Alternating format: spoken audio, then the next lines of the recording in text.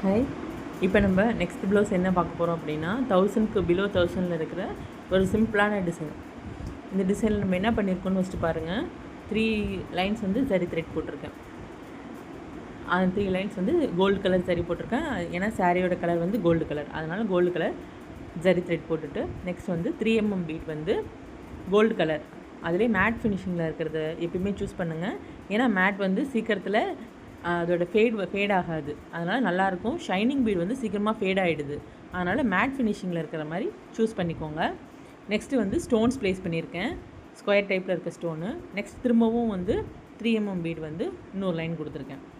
அடுத்தது வந்து ஒவ்வொரு லைன்லேயும் வந்து ஒரு திலகம் பேஸ்ட் பண்ணிவிட்டு 2 திலகத்துக்கு இடையில் வந்து ஒரு 3mm பீடும் சுகர் பீட் கொடுத்துருக்கேன். சென்டர்லேயும் ஒரு ஸ்டோனுக்கு இடையில் 3mm பீட் கொடுத்துருக்கேன். இந்த டிசைன் ரொம்ப சிம்பிளான டிசைன். பிகினர்ஸ் கூட இதை வந்து நீங்கள் ட்ரை பண்ணி பார்க்கலாம்.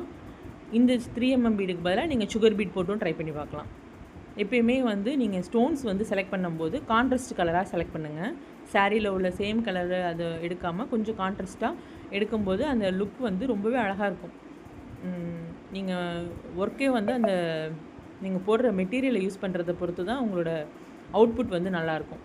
அதனால் நீங்கள் யூஸ் பண்ணும்போது எப்பயுமே கான்ட்ராஸ்ட் கலர் வந்து மிக்ஸ் பண்ணுற மாதிரி அதில் பார்த்து செய்யுங்க. ஓகேவா? இப்போ நிறைய பேர் வந்து நீங்கள் கற்றுருப்பீங்க, ஆரி ஒர்க் வந்து நீங்கள் கிளாஸ் போய் கற்றுருந்துருக்கலாம், இல்லை வீட்டிலேருந்து வீடியோஸ் பார்த்து கற்றுட்டு இருந்திருக்கலாம். உங்களுக்குள்ளே ஒரு கான்ஃபிடென்ட் வரணும்னா இந்த மாதிரி சிம்பிளான டிசைன்ஸ்லாம் நீங்கள் எடுத்து பண்ணும்போது உங்களுக்குள்ளே ஒரு கான்ஃபிடென்ட் இருக்கும். நம்ம இந்த ஒர்க்கு வந்து நம்மளால் முடியுமா முடியாதான்றது இதை வச்சு நீங்கள் தெரிஞ்சுக்கலாம். அதனால் நீங்கள் இந்த மாதிரி சிம்பிளான டிசைன்ஸ்லாம் செஞ்சு இந்த மாதிரி இப்போ வந்து உங்களுக்கு ஃபங்க்ஷன் டைம், இந்த டைமில் வந்து நீங்கள் ஒரு சின்ன சின்ன ஒர்க்கு நீங்கள் செஞ்சு கொடுத்தீங்கன்னா அடுத்த ஃபங்க்ஷன் டைமில் நீங்கள் இன்னும் கொஞ்சம் அமௌண்ட் அதிகமாக உள்ளது எடுத்து நீங்கள் செய்யலாம்.